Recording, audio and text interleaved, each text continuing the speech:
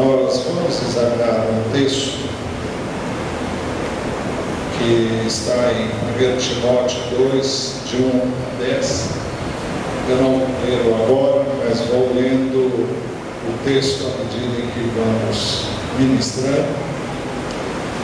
E a palavra é específica aos homens e às mulheres.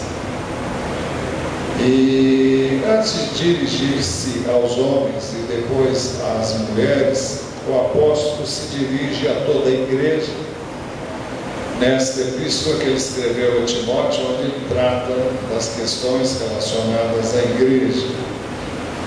E a primeira coisa que nós queremos ver é, à luz do que ele ensina, do que ele diz, é que a igreja deve orar por todos os homens, especialmente pelos que exercem autoridade.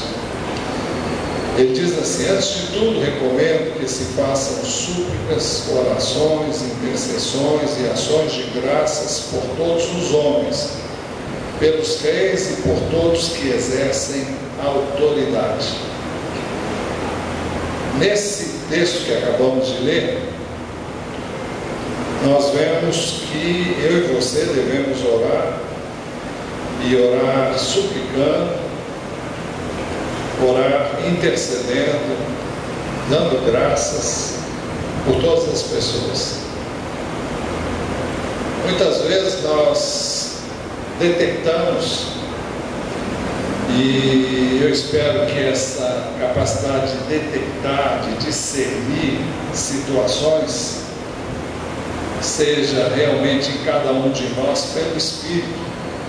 Eu digo isso porque não se trata de crítica.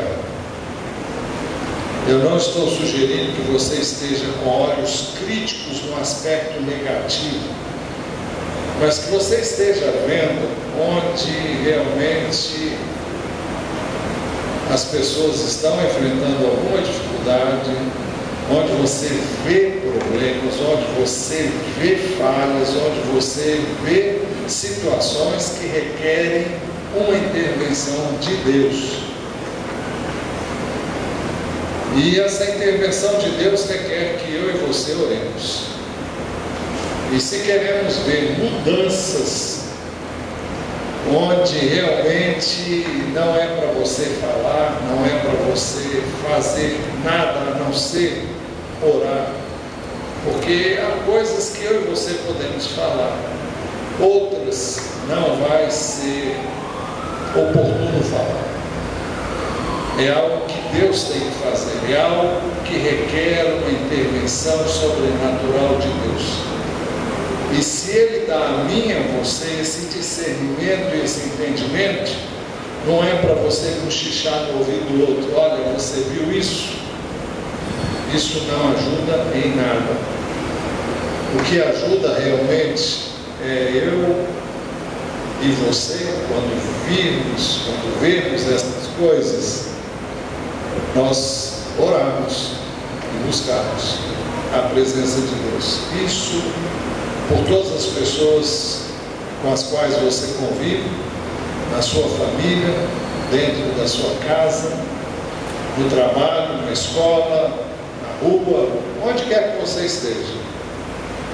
Quando você ver algo que Deus pode intervir e agir, e você não vê como fazer isso, e nem há oportunidade para você agir, então tome consciência de que é uma oportunidade que Deus está dando de você interferir naquela situação através da oração, pedindo que Ele faça isso.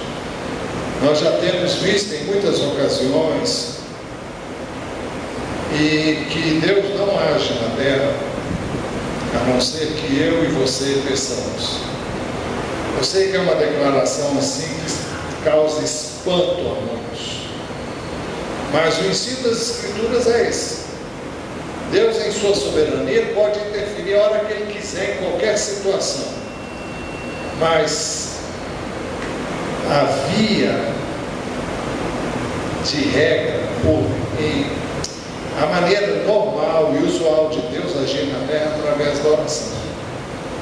Por uma razão, para não entrar em muitos detalhes, que eu não quero fazer isso agora, só cito um versículo. Os céus são os céus do Senhor, mas a terra deu a ele aos filhos dos homens. Jesus orou: seja feita a tua vontade aqui na terra, como ela é feita no céu. Por que Jesus nos ensinou a orar para que ela seja feita aqui? No céu ela é feita, total. Aqui depende da minha e da sua oração. Muitas vezes nós vemos situações caóticas. Por que Deus permite? Por que você não orou? Por que você não ora para que aquilo seja mudado, para que não aconteça? Então, é por isso que ele diz: antes de tudo, recomendo que se façam súplicas, orações, intercessões e ações de graças por todos os homens. E ele enfatiza especialmente pelos reis e por todos que exercem autoridade.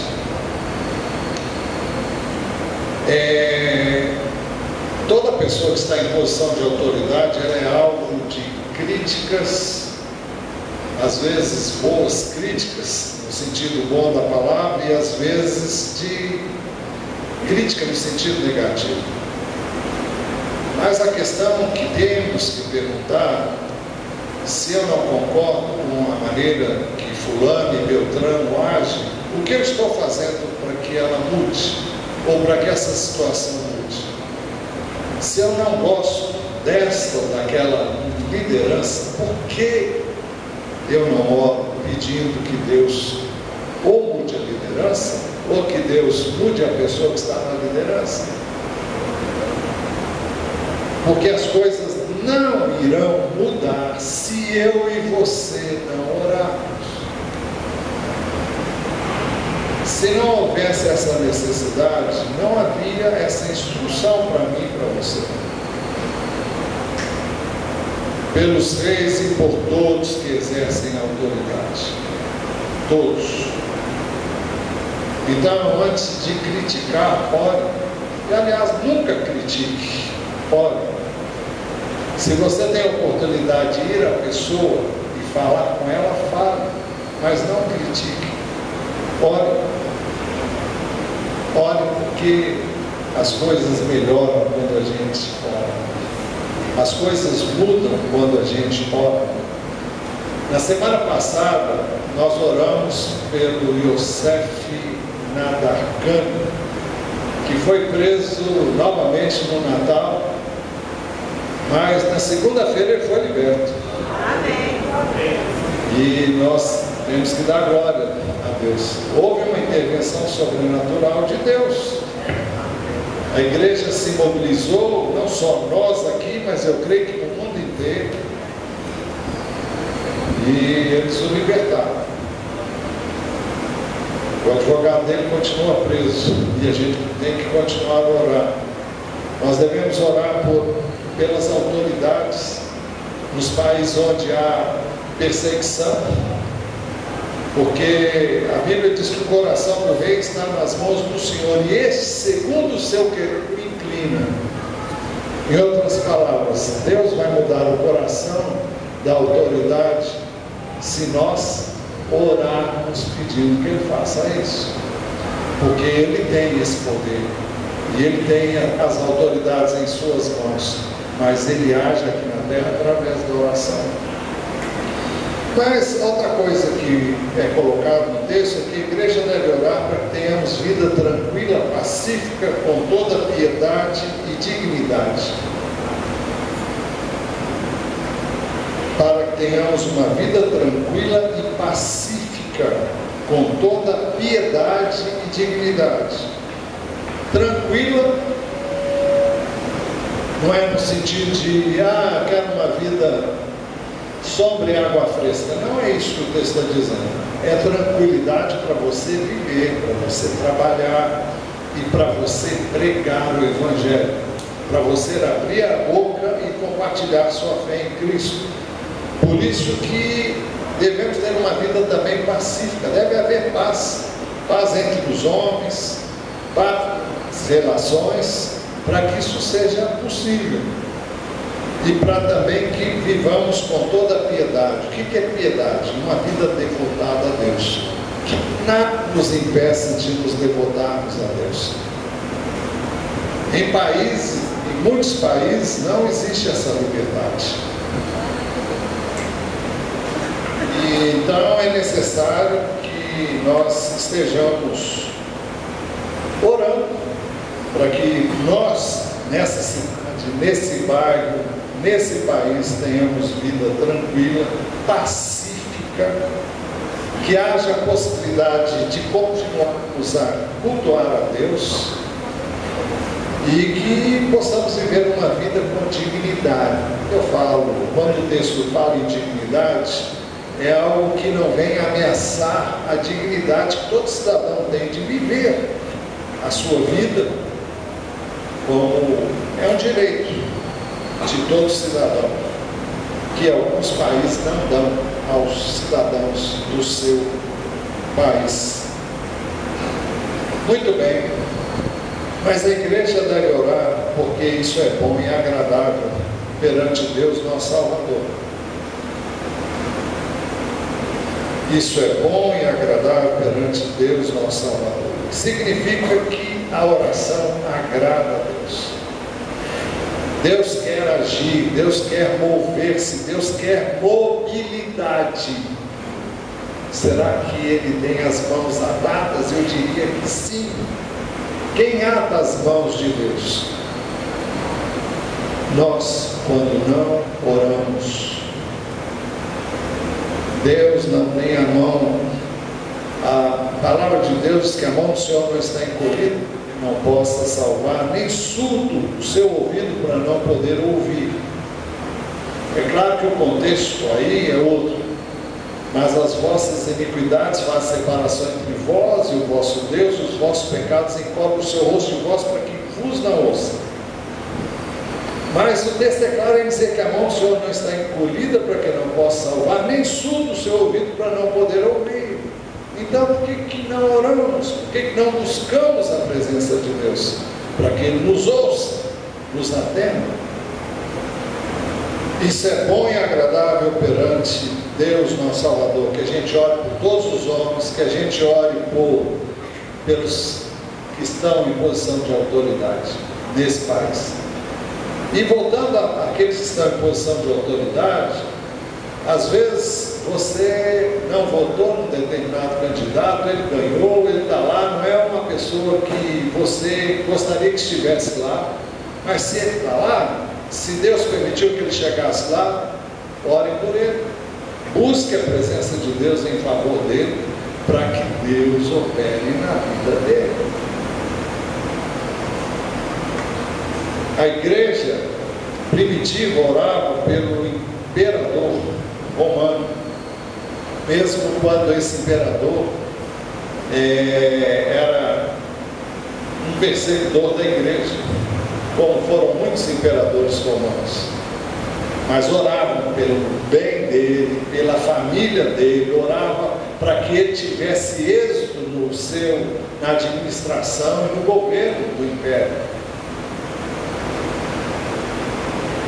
Mas a igreja deve orar porque Deus deseja que todos os homens sejam salvos e cheguem ao pleno conhecimento da verdade. O texto diz, se referindo a Deus, nosso Salvador, que deseja que todos os homens sejam salvos e cheguem ao pleno conhecimento da verdade. Como é que isso vai acontecer? Se eu e você orarmos,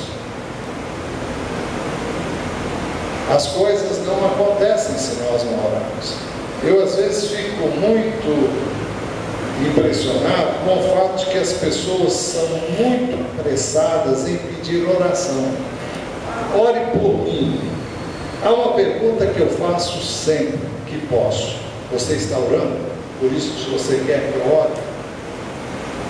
Se você não está orando, não me peça para orar. Não tem sentido. Isso é mentira, isso é engano, isso é hipocrisia.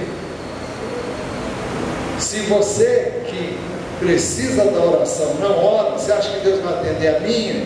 Se você é um preguiçoso que não ora, que não quer orar e nem está aí, na realidade você não está aí para nada, você não quer que nem Deus ouça a oração que eu vou fazer, porque você não se importa em orar.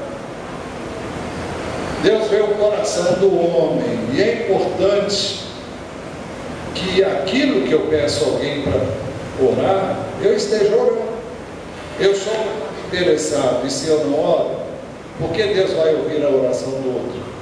Pode ser o homem mais espiritual do mundo, eu creio que Deus não vai ouvir, porque na verdade, aquele que pediu oração não quer nada por nada, nem com Deus, nem que Deus ouça a oração dele. O que ele pede? Não sei, está fazendo charminho, ou está querendo a atenção das pessoas, é o que passa, é o que normalmente se transmite, porque não há coerência nisso. Se eu quero realmente algo e eu peço alguém para orar, eu já tenho que estar orando por aquilo.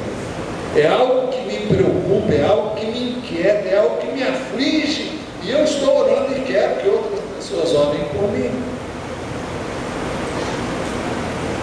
A igreja deve orar porque existe um só Deus e um só mediador entre Deus e os homens, Jesus Cristo, homem. É interessante que o texto diz claramente, o contexto é de oração. Porque eu vou orar? Porque só existe um Deus e um só mediador entre Deus e os homens, Jesus Cristo, homem, aquele que veio na forma de homem. É o Deus Filho que se fez carne e habitou entre nós. O que é que o texto está dizendo? Olha, não tem saída para ninguém, a não ser que ele recorra e aceite Jesus como o único meio mediador entre Deus e os homens. A única maneira do homem ser salvo, ser perdoado, é se ele aceitar Cristo como mediador. Não existe outro. Não existe nenhum meio do homem chegar a Deus a não ser através de Jesus Cristo. Se essa é a realidade, então eu tenho que orar para que as pessoas venham a Ele, para que as pessoas o recebam, para que as pessoas vejam nele o único meio através do qual elas vão poder ser salvas. Quando o apóstolo está colocando todas essas questões que já vimos agora sobre oração, ele tem em mente isso, a salvação dos perdidos. Por isso eu preciso orar por todos os homens, por isso eu preciso orar pelas autoridades constituídas e por todos os homens que estão em autoridade. Por isso eu preciso orar para que tenhamos vida tranquila, pacífica, para que haja liberdade para cultuar a Deus, porque tudo isso vai favorecer a propagação do Evangelho de Jesus, tudo isso vai facilitar e vai permitir que o Evangelho chegue a muitas pessoas. Então, há toda uma cadeia de pessoas pelas quais eu devo orar sempre, para que nada impeça nem dificulte a pregação do Evangelho. O texto diz: pois só há um Deus e um só mediador entre Deus e os homens, Jesus, o homem de Cristo Jesus, na NVI, o qual se entregou a si mesmo como resgate por todos. Então todos têm que saber disso, todos têm que ouvir essa mensagem, não tem outro jeito, é só Jesus. Este testemunho foi dado no tempo próprio, quando Jesus veio ao mundo. O texto diz: este foi o testemunho dado em seu próprio tempo,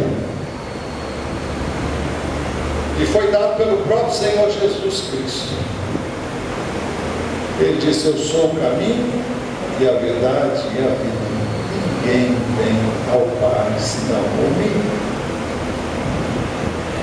As epístolas não, o livro de Atos dos Apóstolos dizem: em nenhum outro há salvação, porque debaixo do céu não existe nenhum outro nome dado entre os homens pelo qual importa que sejamos salvos. Atos 4:12. Então, esse testemunho foi dado por Jesus, esse testemunho foi dado pelos apóstolos, esse testemunho vem sendo dado desde os primórdios da igreja. É possível traduzir esse verso assim: testemunho, eu me esqueci agora, eu me lembrei, porque eu não anotei aqui, mas testemunho que deve ser dado em tempo oportuno. Foi dado por Jesus, foi dado pelos apóstolos, foi dado pela igreja do Novo Testamento, e nós devemos buscar a ocasião oportuna para dar esse testemunho. Para dar esse testemunho aos gentios, Paulo foi chamado como pregador, apóstolo e mestre. Ele diz assim: para isso fui designado pregador, apóstolo, mestre da verdade, da verdadeira fé aos gentios. Para isso fui designado pregador e apóstolo, digo a verdade, não minto, mestre da verdade, da verdadeira fé aos gentios. Ele estava consciente da missão que ele havia recebido. Qual era a missão? De proclamar aos homens, especialmente aos gentios, que só tem um caminho, que só tem um mediador entre os homens, entre Deus e os homens, Jesus Cristo, homem. E agora, por isso e para isso, os homens da igreja devem orar. Ele diz assim no verso 8: quero, pois, que os homens orem. Os homens da igreja devem orar em todo lugar. Ele continua dizendo: quero, pois, que os homens orem em todo lugar. Na igreja, a igreja está reunida aqui toda semana, de 8 às 9h30, para oração. Hoje tivemos quase a sala cheia, mas podíamos ter mais pessoas ali hoje. Mas a igreja se reúne todos os dias, na terça, na quarta, na quinta, na sexta e no sábado, através das células, para orar. Mas você deve orar em casa, você deve orar na rua, onde quer que você se depare com uma situação que requeira oração. Você deve orar sozinho, você deve orar com a sua família, você deve orar com as pessoas que Deus trouxer a você, e onde quer que você esteja, é momento oportuno. Paulo diz: orai sem cessar. Em todo tempo, em todo lugar, em todas as circunstâncias é oportuno orar. Quero, pois, os homens da igreja devem orar e levantar mãos santas sem ira e sem discussões. Quero, pois, que os homens orem em todo lugar, levantando mãos santas, sem ira e sem discussões. O que é levantar mãos santas? O que significa levantar mãos santas? Os judeus, quando oravam, eles levantavam as mãos.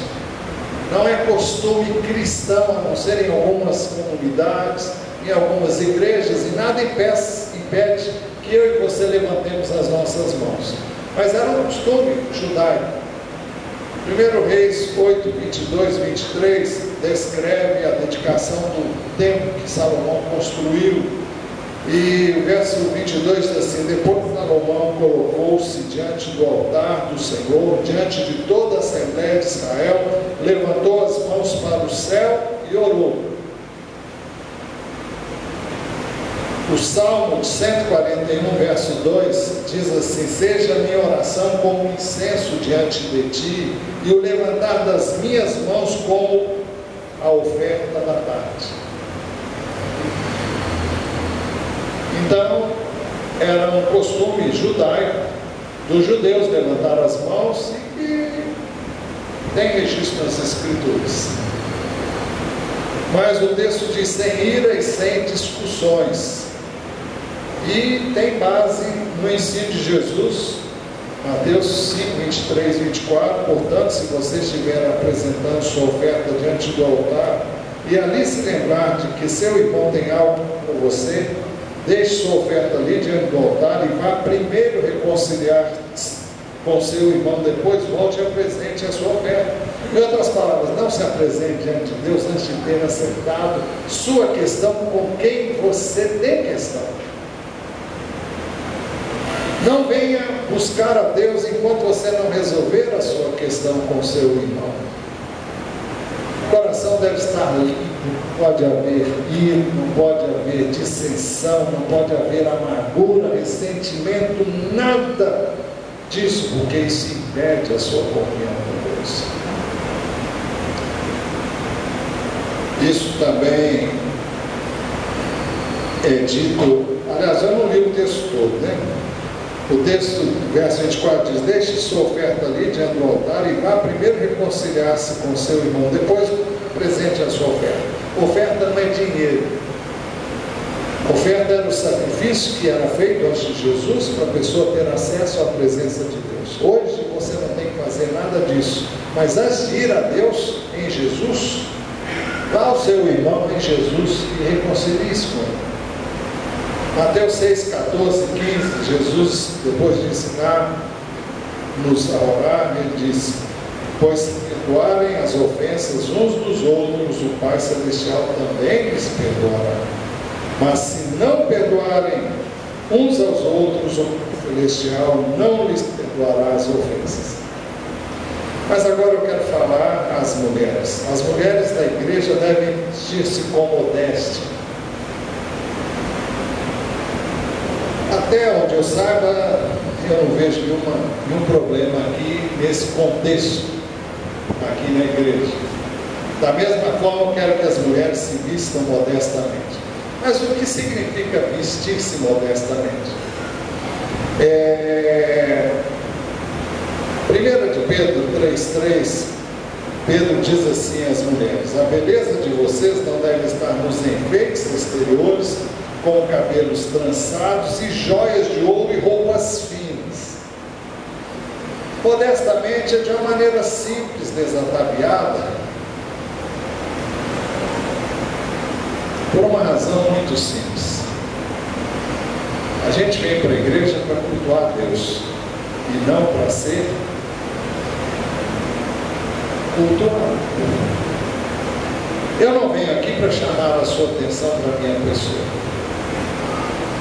E você não deve vir aqui para que as pessoas tenham os seus olhares voltados para você. Porque isso tiraria os olhares da pessoa em quem todos nós devemos estar olhando. Ainda que não vejamos com esses olhos, os nossos olhos devem estar fitos do Senhor. Devo me vestir de maneira adequada, apropriada, sim, mas não de modo como é que chama? Fulano chega assim, arrasa, né? Com aquela exuberância que chama a atenção.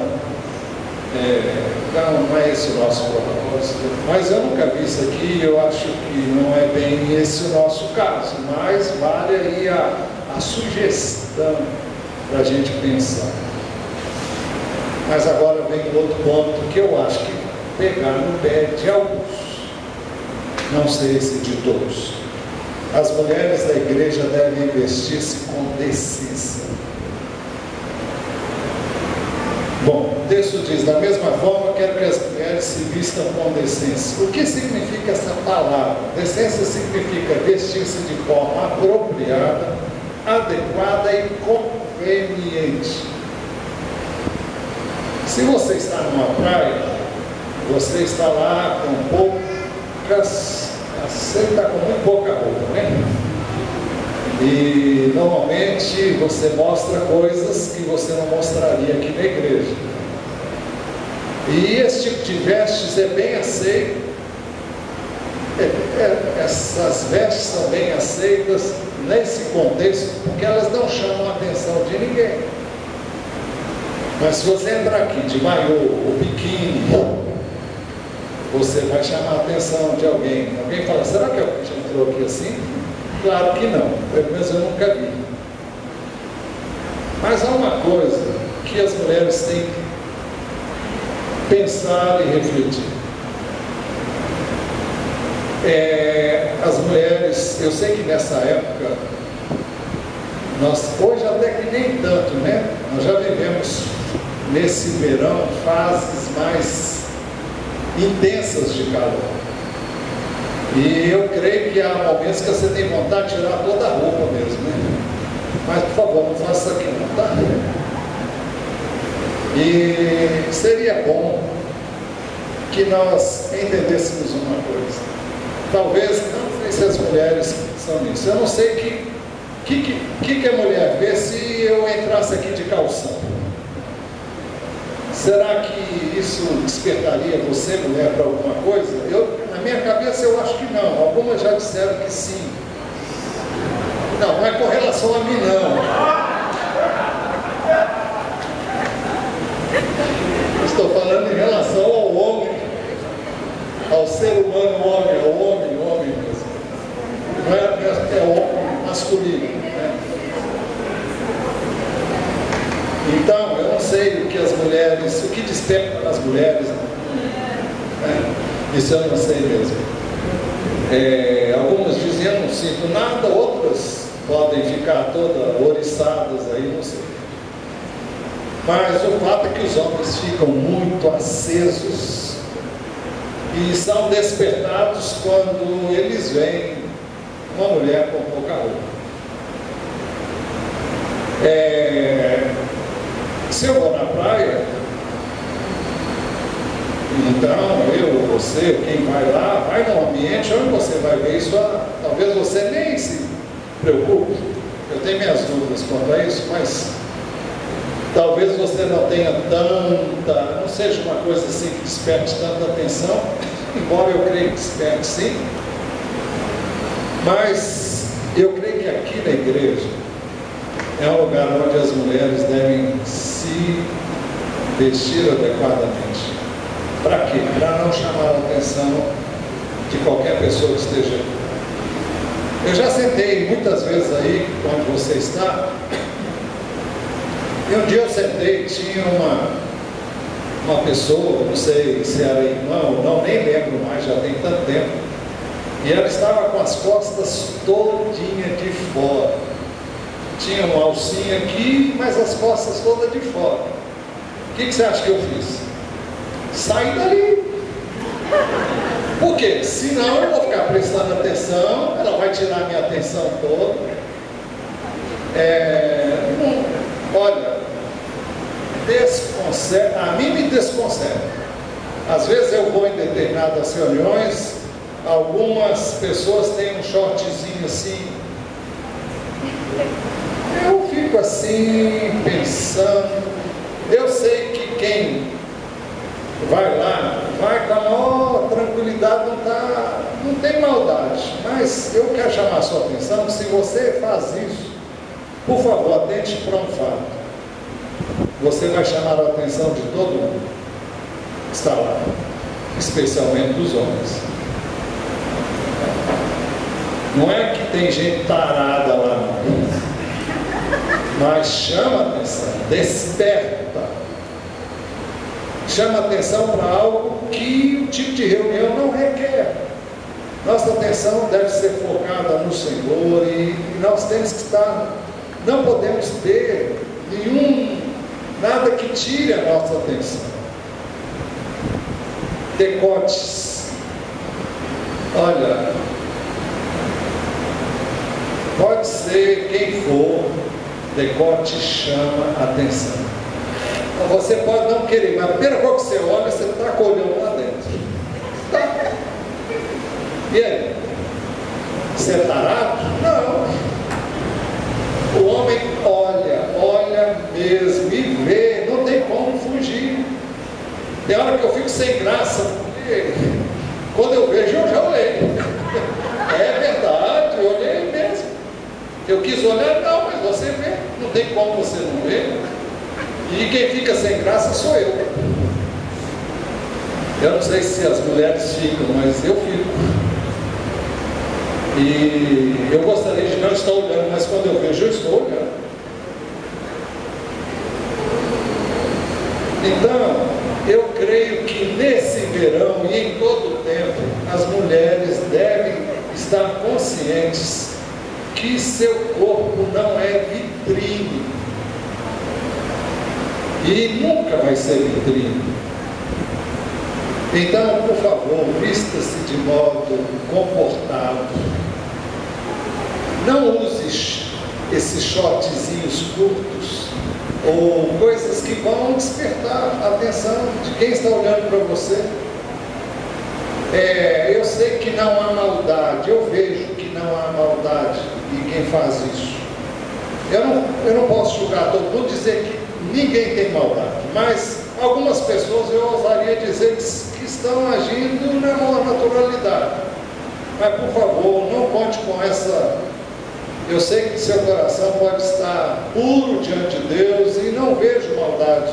Muitas vezes não vejo, muitas vezes não, eu nunca vejo maldade. A não ser que a pessoa seja, bom, aí já é outro caso e eu não creio que é o caso nosso.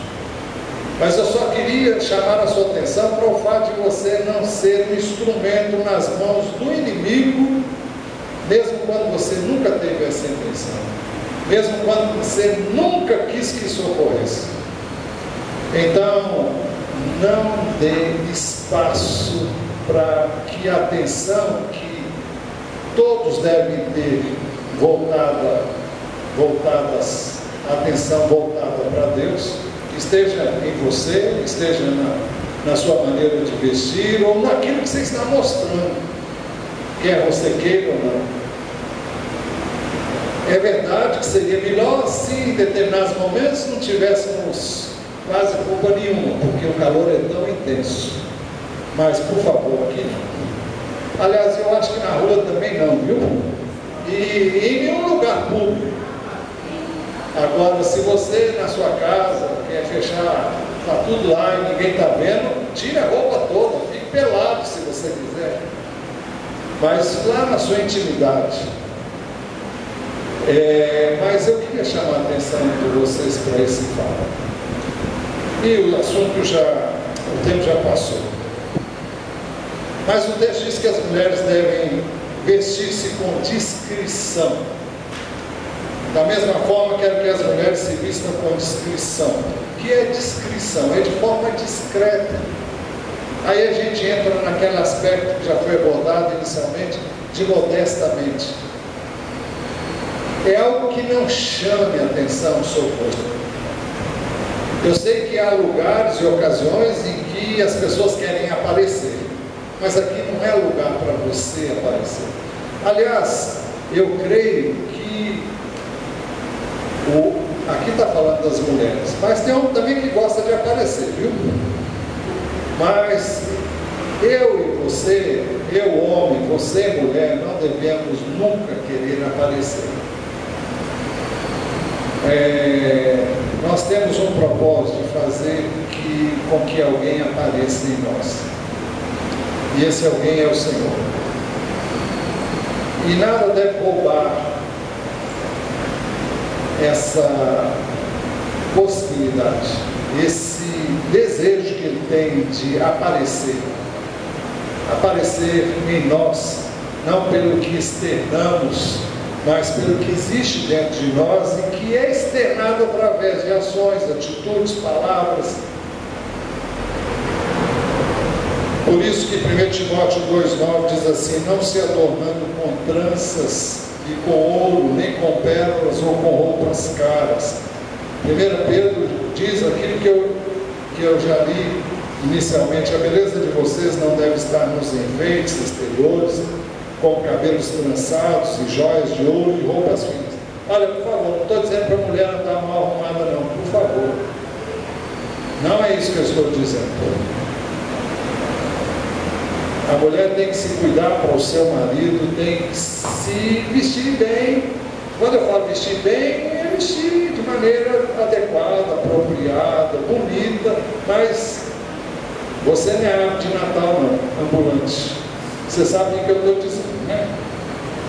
Ao contrário, esteja no ser interior que não perece, beleza demonstrada no espírito dócil e tranquilo, que é de grande valor para Deus, pois era assim que também costumavam adornar-se as santas mulheres do passado. Então há um apelo aqui que as mulheres, está falando delas, se adornem com virtudes interiores, porque essa é o verdadeiro adorno que elas devem buscar. Finalmente, as mulheres devem investir-se com boas obras. O texto diz, mas com boas obras. O que são essas boas obras? É aquilo que é exatamente o oposto do que já fizemos antes de conhecer o Senhor. O texto diz assim, Tito 2,4, Ele se entregou por nós a fim de nos remir de toda maldade e purificar para si mesmo um povo particularmente seu, dedicado à prática de boas obras. 1 Timóteo 2,10 diz assim, como convém, devemos fazer isso porque assim convém às mulheres que declaram adorar a Deus. Então, para concluir, o Senhor, pela epístola do apóstolo Paulo, afirma querer duas coisas da sua igreja. Bom, eu diria de forma generalizada que nós oremos. E depois duas coisas, uma dos homens e outra das mulheres. Que os homens na igreja orem em mãos santas, sem ira e sem discussões. É interessante que os homens são chamados a orar, e as mulheres, talvez porque elas orem até mesmo sem ser chamadas. Normalmente quem ora na igreja são as mulheres. Nós temos boas exceções. Hoje tínhamos um grupo significativo de homens na reunião de oração, quase meio a meio, podíamos assim dizer. Mas eu creio que as mulheres oram mais do que os homens, se eu não estou enganado. Mas ele é um apelo para que os homens orem. E depois que as mulheres vistam-se com modéstia, decência e discrição.